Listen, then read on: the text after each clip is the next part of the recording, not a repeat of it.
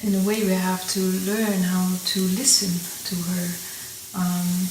But how can we do that if we are so disconnected already from Source? How do we do that? By allow the right circumstances to take place, which means you will have to create a reality where you can spend many hours every day surrounded by nature. You will have to unplug from as much as possible from the system and possibly even change locations and go in a situation where there is stillness and where there is nature.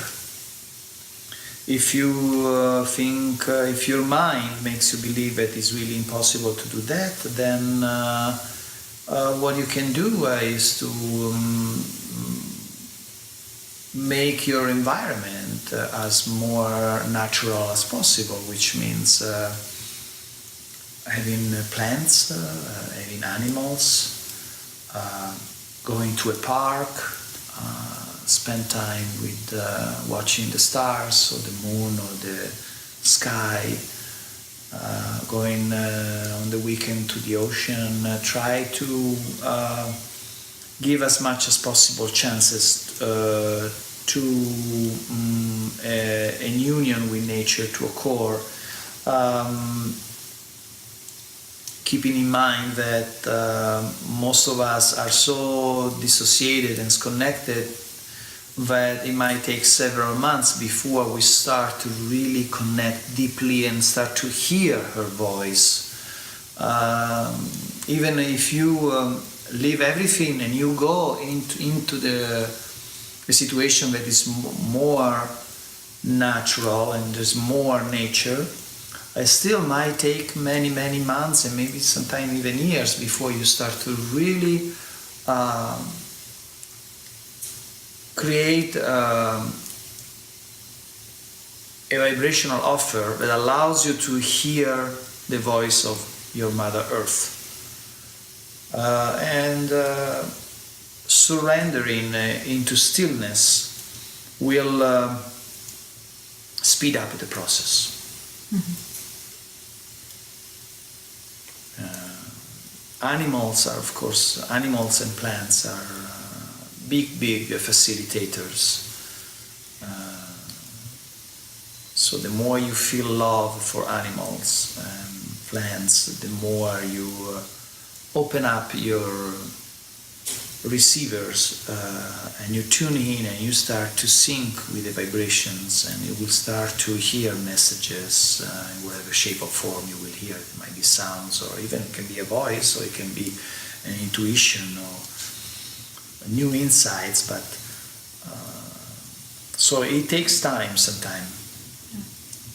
You have to work really consciously and create the circumstances, situations in your reality where you have access to nature and possibly spend several hours a day in nature. Mm-hmm. It is actually, probably at this point, it's almost mandatory to do so, because everything else is not particularly relevant. It's not so relevant to keep a career or a machine that makes money, or sustain all these demands from a system that really doesn't love you. and really doesn't support you, but is actually eating you up slowly, and sometimes rapidly actually. And so at the end of your life, you got a few $millions or a few millions euros, you got the big house, so what? Who cares? It doesn't really have any importance. Of course, it's nice to have it. Nothing wrong with it. There's nothing wrong with having $1 million or having the house. Actually, it can be a wonderful thing, but it cannot be the summarization of your focus and your priorities, because if it become priorities, then you will not hear nature. You will not be able to hear nature at all, because you will dissociate yourself from the organic aspect of life, and you will create an artificial life made of stuff, and then you will have a self. You will identify yourself. You will gain a sense of self based on how much stuff you have.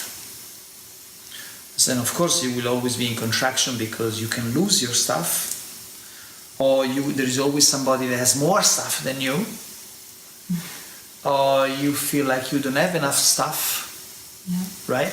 So you are in a constant run to get more and more and more and more. Well, if you tune in with the organic aspect of life, it's not anymore about what you have. It's important and it's nice and absolutely wonderful to have wonderful stuff, like a beautiful house, like having the tools that you use to create, or but those will be supportive devices, will not be your measure of self-identification. So you will not be lost into this stuff. You will use this stuff to support you